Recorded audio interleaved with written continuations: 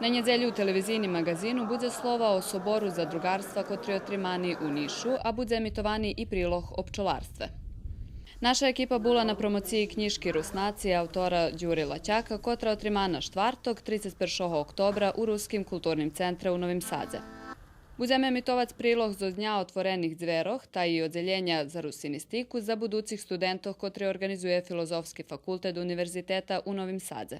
U vizici jak bulo na balu kotri organizuju Keresturski i Kocurski Karitas na hodi oktobra mešaca starših osoboh. Od tih i od drugih aktualnostov z našej zajednici veci doznace u televizijni magazinu na njedzelju na 20 hodin.